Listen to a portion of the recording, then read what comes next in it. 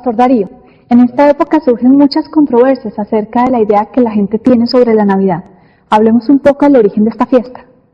Bueno, la Navidad en realidad es una fiesta que surgió por una transculturización de creencias paganas dentro de la Iglesia latina, cuando el cristianismo comenzaba. No es verdad, eso ya históricamente se puede confirmar, que Jesucristo naciera el 25 de diciembre, pues. Entre otras curiosidades, porque el evangelista Lucas nos cuenta en su evangelio que cuando el Señor vio la luz allí en Belén, había pastores a la intemperie. Y en diciembre es época de mucho frío, época invernal.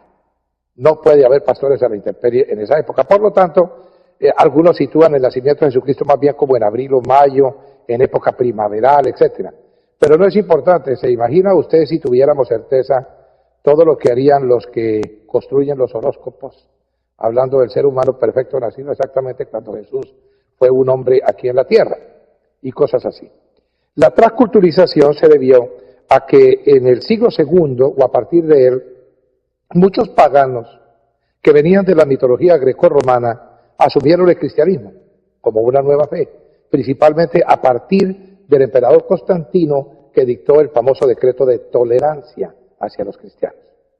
A los cristianos no los persiguieron los césares por ser cristianos, porque ellos tenían absoluta libertad de cultos dentro del imperio, un caso semejante al que hay en Estados Unidos de América, dentro de la libertad religiosa o espiritual.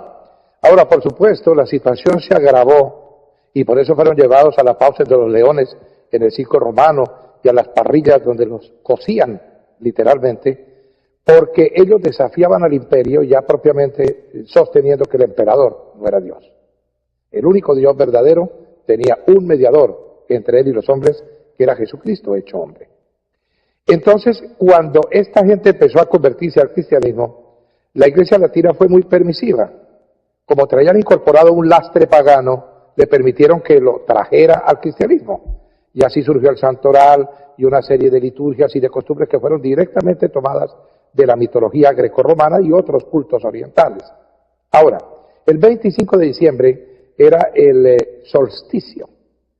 Al haber ese cambio cósmico, ellos en Roma habían declarado tal día como la celebración del sol invicto, el nacimiento del sol.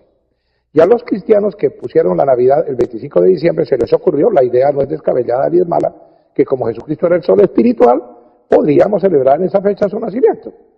En sí mismo el asunto no tiene mayor importancia, pero de lo que sí podemos estar seguros es de que no fue el 25 de diciembre la natividad de Jesús.